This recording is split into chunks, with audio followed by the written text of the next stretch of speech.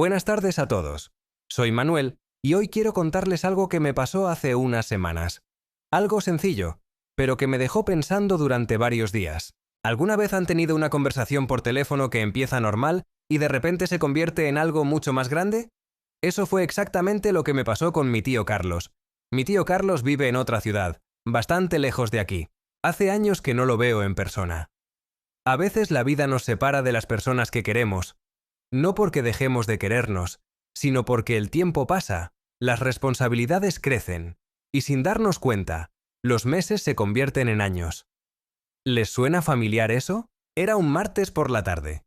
Yo estaba en casa, preparando algo de comer, cuando mi teléfono vibró sobre la mesa de la cocina. Vi el nombre en la pantalla. Tío Carlos. Lo primero que pensé fue que algo había pasado, porque él casi nunca llama. Generalmente soy yo quien lo llama a él, y siempre en fechas especiales. Su cumpleaños, Navidad, Año Nuevo. Pero era un martes cualquiera, sin ninguna ocasión especial. Contesté rápido, con un poco de nerviosismo en la voz. «Tío, ¿estás bien?» Y él se rió. Una risa tranquila, calmada, de esas que te dicen de inmediato que todo está bien. «Sí, Manuel, estoy bien. Solo quería hablar contigo. ¿Tienes un momento?» ¡Qué pregunta tan sencilla! ¿Tienes un momento? Y sin embargo, en ese instante me di cuenta de algo. Nadie me había preguntado eso en mucho tiempo. Todos estamos siempre ocupados, siempre corriendo, y cuando alguien te llama solo para hablar, sin una razón específica, sin un problema que resolver, sin una fecha que recordar, eso ya es algo especial. Le dije que sí, claro que tenía un momento. Apagué el fuego de la cocina, agarré mi taza de café y me senté en el sillón junto a la ventana. «¿Cómo estás, tío?», le pregunté, y él empezó a hablar. Me contó que había estado mirando fotos viejas esa mañana. Fotos de cuando yo era chico y visitábamos su casa en verano. Me dijo que había encontrado una foto donde yo tenía quizás 5 o 6 años y estaba montado en una bicicleta roja que él me había prestado. Y que en la foto yo sonreía tanto que se le veían todos los dientes. Yo no recordaba esa bicicleta, no recordaba ese momento. Pero cuando él me lo describió así, con tanto detalle, con tanto cariño en la voz, de repente tuve la sensación de que lo estaba viviendo otra vez. Como si el tiempo hubiera retrocedido, aunque fuera solo por un segundo. «¿Cuándo fue eso, tío?», le pregunté. «Hace más de 30 años, muchacho. 30 años. Cuando él lo dijo, me quedé en silencio un momento. 30 años es mucho tiempo. 30 años es toda una vida. Y sin embargo, cuando él hablaba de esa foto, de esa bicicleta roja, de ese niño sonriente, no parecía tan lejano. Parecía algo que podría haber pasado ayer. Le pregunté cómo estaba su salud, cómo estaba su esposa, mi tía Rosario. Me dijo que los dos estaban bien, aunque con algunos achaques típicos de la edad. Rosario tenía problemas con la rodilla, pero ya la estaban atendiendo los médicos. Carlos había empezado a caminar todas las mañanas, media hora por el parque cerca de su casa, porque el doctor le había dicho que necesitaba moverse más. «Me hace bien caminar», me dijo. «Me despeja la cabeza. A veces pienso en tantas cosas mientras camino. En mi vida, en la familia, en los años que ya pasaron y en los que todavía quedan». Había algo en su voz que era diferente a otras veces. No sé cómo explicarlo exactamente. Era una voz más tranquila, más reflexiva, como si el tiempo le hubiera dado algo que cuando era más joven no tenía. Paciencia, calma, la capacidad de mirar hacia atrás sin prisa y sin amargura. Me preguntó por mi trabajo. Le conté que había estado muy ocupado las últimas semanas, con muchos proyectos al mismo tiempo, y que a veces me sentía un poco agotado. No le conté todos los detalles, pero sí lo suficiente para que entendiera que las cosas no estaban del todo fáciles. Él me escuchó sin interrumpirme, y cuando terminé, me dijo algo que me pareció muy simple, pero que de alguna manera llegó exactamente donde necesitaba llegar. «Eso también va a pasar, Manuel. Todo pasa, lo malo y lo bueno. Por eso hay que disfrutar lo bueno cuando llega, y aguantar lo malo sabiendo que no dura para siempre». No era un consejo complicado. No era nada que yo no supiera. Pero a veces necesitamos que alguien que queremos nos lo diga con su propia voz, en el momento justo, para que las palabras tengan el peso que merecen. Seguimos hablando. Hablamos de la familia, de los primos que yo casi no veía, de una reunión familiar que habían tenido el mes anterior y a la que yo no había podido ir. Me contó quiénes habían estado, quién había crecido, ¿Quién tenía hijos nuevos? ¿Quién había cambiado y quién seguía exactamente igual que siempre? Me reí varias veces durante esa conversación. Me reí de verdad, de esa manera que te sale sola cuando estás relajado y cómodo. Mi tío Carlos siempre tuvo ese don, contar las cosas de una manera que parecían graciosas incluso cuando no lo eran. Tenía una manera de describir a las personas, de imitar sus voces, de encontrar el lado curioso de cualquier situación.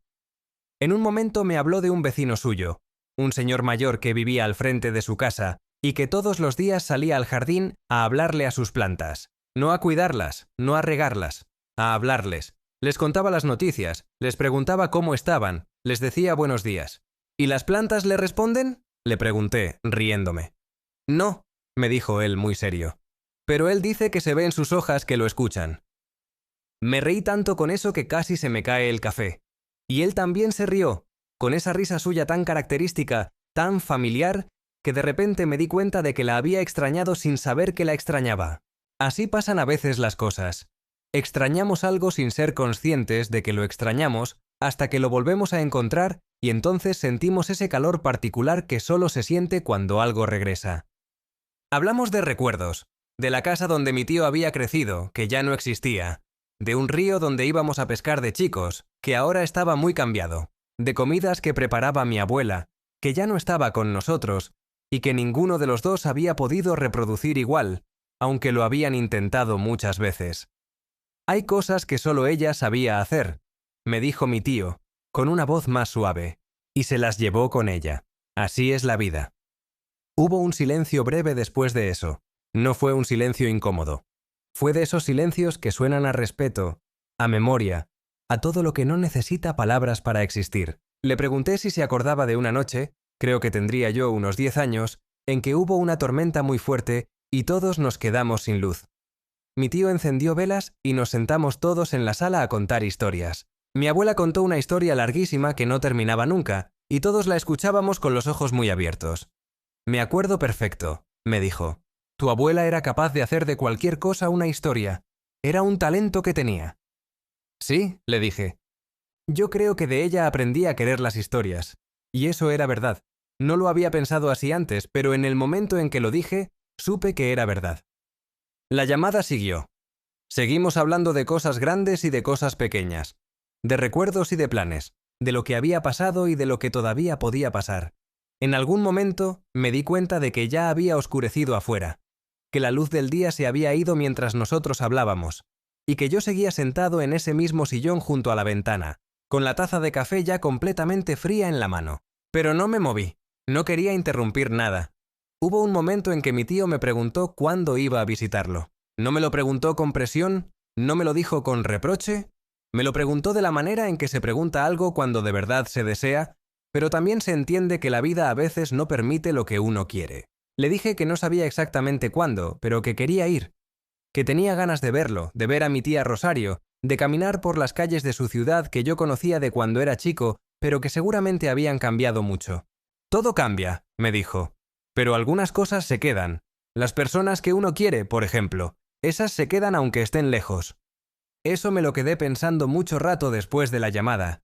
Cuando nos despedimos, casi 2 horas después de haber contestado ese teléfono, me sentía diferente a como me había sentido toda la semana anterior. No puedo describir exactamente cómo. Era algo parecido a haber descansado, pero no de cansancio físico.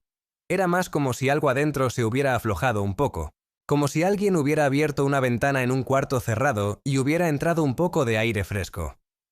Cuídate mucho, tío, le dije. Tú también, Manuel. Y no esperes tanto para llamar. O espera, y yo te llamo a ti.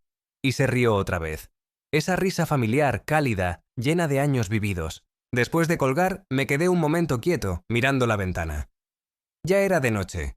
La calle estaba tranquila. Y yo pensé en todo lo que habíamos hablado, en todas esas historias, en esos recuerdos compartidos, en esa bicicleta roja que yo no recordaba pero que de alguna manera seguía existiendo en la memoria de alguien que me quería. Y pensé también en todo lo que no nos habíamos dicho.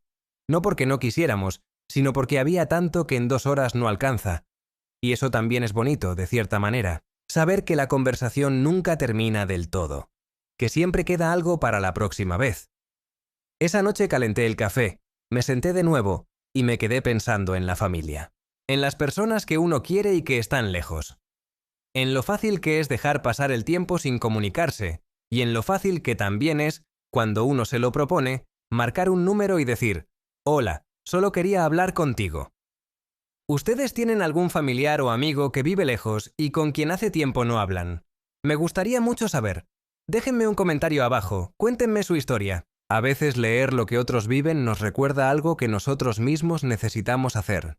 Y si están aprendiendo español y este tipo de historias les ayuda a practicar, me alegra mucho saberlo. Pueden suscribirse al canal para escuchar más historias como esta. Las subimos seguido y cada una es diferente. Si esta historia les gustó o les hizo pensar en alguien que quieren, pueden dejarle un me gusta también. Eso nos ayuda mucho a seguir adelante con este proyecto. Yo voy a llamar a mi tío Carlos esta semana. No voy a esperar a su cumpleaños, ni a la Navidad, ni a ninguna fecha especial. Solo voy a llamarlo un día cualquiera y decirle, «Tío, ¿tienes un momento?» Porque a veces las conversaciones más importantes son las que no tienen ningún motivo especial para existir. Cuídense mucho. Hasta la próxima historia. Buenas noches a todos.